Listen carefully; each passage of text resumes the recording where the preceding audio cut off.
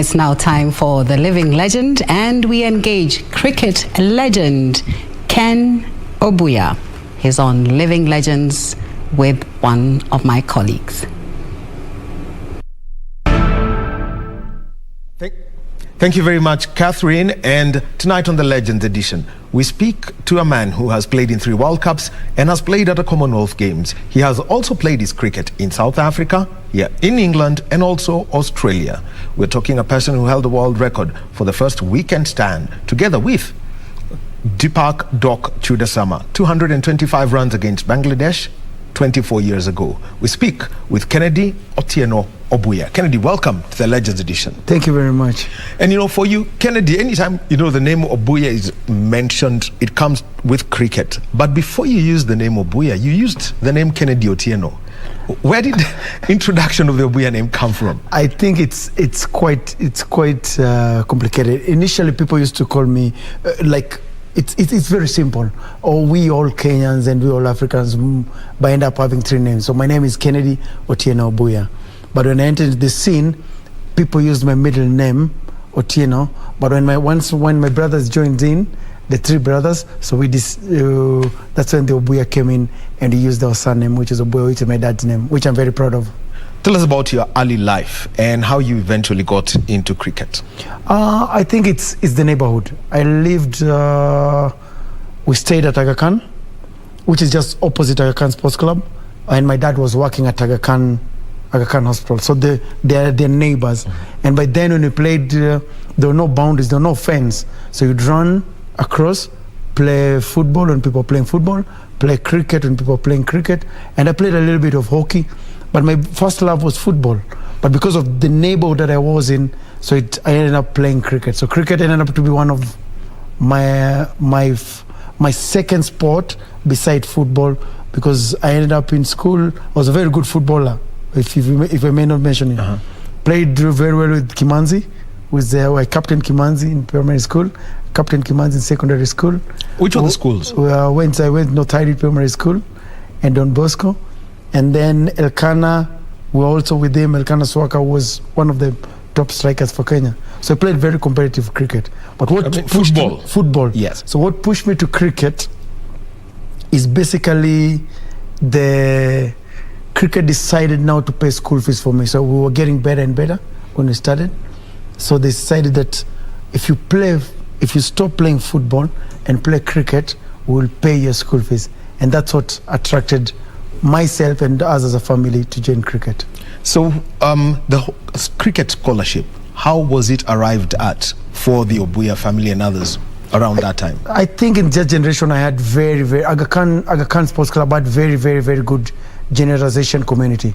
By then the Padamshis were very strong. The Nanjis, which are the electrical link, one of the biggest fan of mine. And it's a very small one. If I talk of the Nanjis, who are the owners of Prime Bank, it's ended up that I ended up to being the main coach on the school, that their sons ended up to be on that school. Mm-hmm. So that's how we ended up becoming jumping from football to cricket, and that's how I ended up being a cricketer. So the cricket scene after high school, the cricket scene in Kenya was quite vibrant, especially around the Parklands and Gara area. We can think of Premier, Nairobi Gymkhana, Simba, Aga Khan. How competitive was it then, knowing that some of the people who are playing then, Steve Tikolo was the head, Tom Tikolo was already there, Daniel McDonald Suji. How was that scene? Oh, I think very competitive. And I don't know what to say, but the first thing that we all must understand, that by then all these clubs had no walls. You'd walk into a club and a kid would be a kid and we would play, and you would not tell between the very rich and the very poor. So we would just walk into a club, jump into a club, and when the kids were playing, we would all jump in. There's a new generation now which has come in. We didn't have any TV. TV was the only, KBC where we were sitting was the only, was the main thing, and it would start at 5. So during the day, we would all be at the club. And that's, I think, that happened to the guys who played in Park Road, and also happened to the guys who played at Gymkhana. And that's how we all came up very close to cricket, because it was the sport on that area. In 1994, Kenya hosted the qualifiers for the Cricket World Cup that was to be co-hosted by India, Sri Lanka. Kenya played here, and Kenya did qualify for that World Cup. How was, at that point, you were knocking on the doors of the national team. How competitive was that side? Oh, I think it was quite competitive, because I played. That was the first time we qualified, and that was the World Cup that we went to India. Mm-hmm. It was the first time Kenya qualified, so we were very fresh. But by then, cricket had not had enough funding as what it has now. Yeah, by then there was very good community. Like I said, the Nanjis, mm-hmm. The Padamshis, and if you look at Swami Bapa, the Premji, like you had people who had very huge love of sport. So I think that is what pushed the game a little bit. So it made everybody who was in the community, it was a community thing, yeah. But we ended up, because we were around that community area, we ended up playing for those clubs, and that's why I think the national team did well. Come 1996, you get called up. What was the selection process? Because then everyone really wanted to go, and you had to compete for two places: a top order batsman, and the second one is a wicketkeeper with a Tariq Iqbal. I think the selection then was very. I would say it was very fair, because if you look at if I look at my records and get my records right, I'd finished the second highest run getter, and I was also a young person coming up, and I'll not forget the late Adilal Shah, yeah, mm-hmm. Those are people who I thought loved sport and would judge people fairly.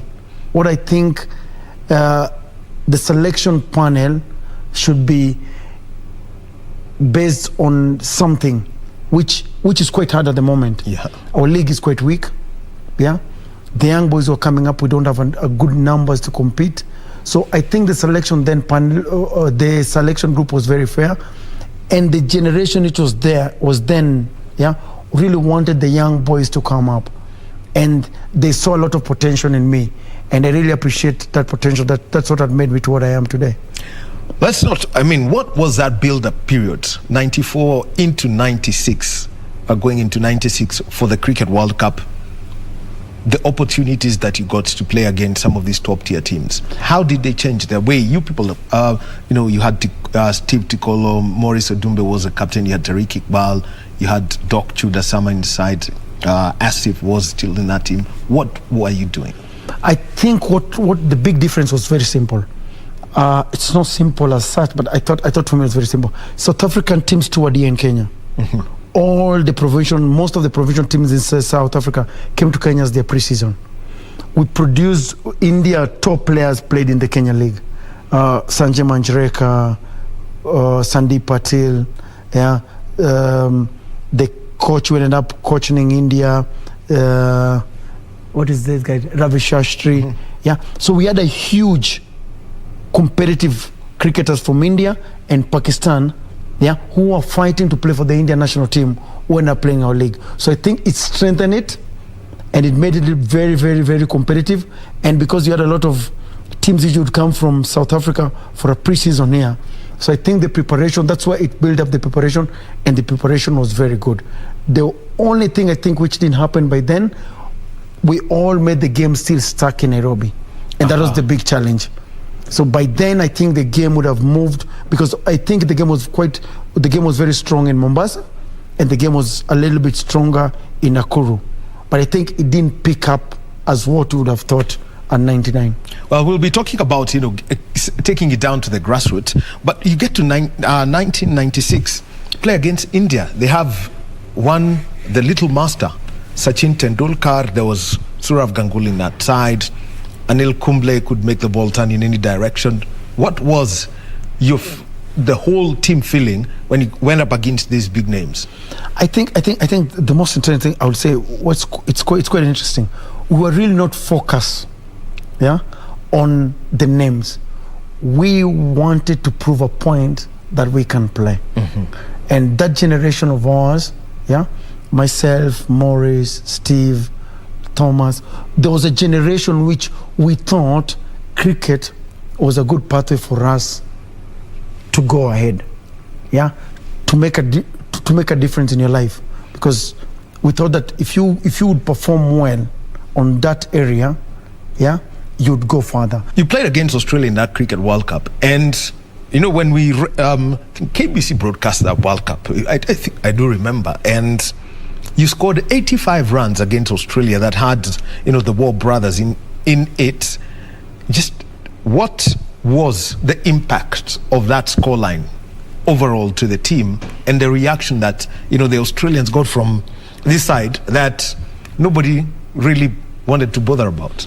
I think I remember very, very clearly. Shane won after the game. We came to the changing room and he said, we appreciate, we look at you guys and you appreciate how good you guys are, and you guys are playing your cricket, yeah, and you're not scared of anybody, and that's the word from a very, very, very, very great cricketer. Mm-hmm. So if you ask me, by then I think for us, especially myself, I'd said my generation was, most of us wanted to play overseas. And my dream was to play in Australia, because by then they were the best in the world, and we believe everybody was talking about, if you play in Australia, then you played your cricket. But I think the hard work that I put in, I ended up playing in Australia, and I think that's one of the best places you can ever play cricket. We'll be coming to Australia, but I think it was also at that moment that Kenya made headlines globally for beating the West Indies, who had arguably the best batsman in the world at that time, Brian Lara. What was the reaction of the team? I always look at the pictures of Tariq behind and how he was celebrating. It's quite interesting. But eventually, what did it leave for Kenyan cricket? Oh, it did. We had a huge mark. And that, I think by then, that's when now other nations realized that we can play. Yeah. Because by then West Indies were the world champions. Mm-hmm. By then, them and Australia were the top boys by then. But if you look at the both games that we played, we were competing. We competed. We lost one, but very close. Mm-hmm. But we won against West Indies, and that's when I told you. That's when I said it earlier. That's when we realized that we can compete, and we are very good at that particular time. But everybody was saying that they are not more exposed. We didn't have more exposure. So I think if we could have got more exposure, by then it could have been different. But there's one thing that I've missed out. Your world record in 1997 with Doc Chudasama, 225 runs for a first wicket stand. That is the first two batsmen in a team, 225 runs, and you scored 144 against Bangladesh. Yes. What's it like being, the one Kenyan who's been on the world record books? It's quite amazing. By then, I think the performance of the team was very, very important. Yes, you want to do well as an individual, and Deepak was a very good friend of mine, and we have always remained very good friends till today. And to have a world record with him was quite something which I think I can't describe, but I think it was destiny, and God had put it on that particular time. Come 2003, and suddenly Kenyans started learning cricket by force. Yes. And this is at the World Cup when Kenya was one of the co-hosts. New Zealand failed to come, but Sri Lanka came and played here. And in the 2003 squad, your two brothers had been included, your two younger brothers, David and Collins. But the one who had an impact was a then 18-year-old Collins with 5 wickets against Sri Lanka. And he was named man of the match at the Nairobi Gymkhana. What was it like for the family and for you?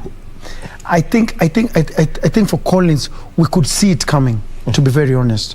We started with him in Sri Lanka from 2000, and the graph, and Maurice Odumbe, who was then the captain, said this boy has got a lot of potential.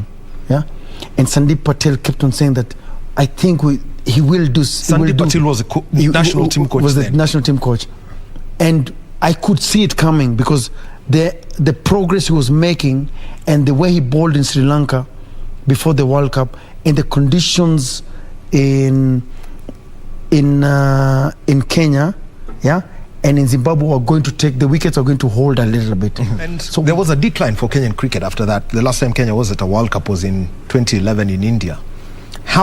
What gap came up at that point, in your opinion? Because I think you retired at that point and went to Australia. We'll talk about it. But what was the cause of the decline? I think the decline is the big challenge that we're having now is, and I'll just talk through the experience, and that's why the academy was formed. We think there's a lot of distractions in the city, yeah, and that's why we really feel that the game should go to the counties. And what we all must accept at the moment is, yeah, the numbers have gone down and it's not competitive. And the challenge that we're having now, the young generation at the moment are not what was there before. Yeah, so you must look for a way, yeah, of trying to accommodate the young boys with all these things which is going around, the phones, the internet, the PS, you name it, and it's quite a big challenge. You've set up with your brothers, including one who's little known, Charles, the coach, and set up this Obuya Academy. What has been the experience of setting up a cricket academy and reaching out to people so that they can pick up the sport? I think for me, my dream was to have something like, I know what cricket has done for me, especially for me personally, and for us as a family. So we thought that, how do I give back? How do I look for a kid who is coming from Kangemi, who is coming from Madare, the kid who cannot afford? Why is the center that he can go to? And that is how the Obuya Cricket Academy came up. So that's why we formed it, so that it can accommodate, yeah, the boys who cannot afford to come and get a chance to train. And you're very lucky, to be very honest, because we are the only academy which have the very, very, very rich, yeah, and the very poor. And the most interesting thing, that once the kids go in the ground, yeah, you can't tell who is poor and who is rich. What are some of the success stories you can tell from the Obuya Cricket Academy? I think one of the success stories, we've got a boy called Jared, who is now playing for Kenya. We've got Steve Odhiambo, who is, they're both knocking doors for Kenya. And for me, it's not a cricketers per se, that if you're successful in cricket, is how many boys have we educated through cricket. Now we've got some of the equipment here, things that you used to deal with. We've got the red ball, yes, and we've got this yellow ball and the bats. As we close, demystify the cost of participation in cricket. I think there's this so-called myth that it's a quite expensive sport. I think a softball, even a tennis ball can do. Yeah, it's not that expensive. Yeah. It's a let's say if we spend 2,000 on this, but it should last me, yeah, for more than 2 years. So this is a softball, and this is a plastic bat, yes, which I think they can be manufactured here. But the most important thing that we better talk about is the bat, yeah, is the wooden one. This willow. Yeah. Yes, the wooden one. I'm very sorry to say, at ukienda hapo Machakos, Kambas can make this thing. People, anybody who's good at woodwork. Woodwork can definitely do this thing. What's the wood required to make this? I think they normally say it's a special thing. It's like when the athlete starts running, they start running barefoot. Yeah. Then all of a sudden somebody tells you that these shoes can make you run faster. It's not the shoes, it's the training fast. It's a training fast that makes you. So I think the cost of the equipment is not expensive, and that is why we are really telling Waziri, yeah, he's done a good job so far. He's moved now the politics party has moved it to the next level, which is going to be spread the game to the counties. Yeah, once the election has been done. So now I think it's a good. We have about 50 million Kenyans. Yeah, we are not asking 50 million Kenyans to play. All we are asking for is only 10% or 5% of Kenyans to play, and with people from Kisumu, my home village, who can throw the stone very well. if I combine from a Masai who are tall and can bowl very well, and if I look at talent, if I go to Central, people who have got very good hand-eye coordination. If I go to Kakamega, people are naturally athletes. If you combine that effort together, I think we'll produce excellent cricketers. Thank you very much, Kennedy Obuya. He has played for Kenya at 3 World Cups, represented Kenya at the 1998 Commonwealth Games, and he has played in a World Cup semi-final in 2003. They lost to India, which was inspired by Sourav Ganguly, who had 100 in that game. But most importantly, he's now giving back to society through the Obuya Cricket Academy, not just training cricketers, but helping young people get an education the same way cricket pushed him through secondary school. Thank you very much, Kennedy, for being with us on the Legends edition. My name is Daniel Wahome.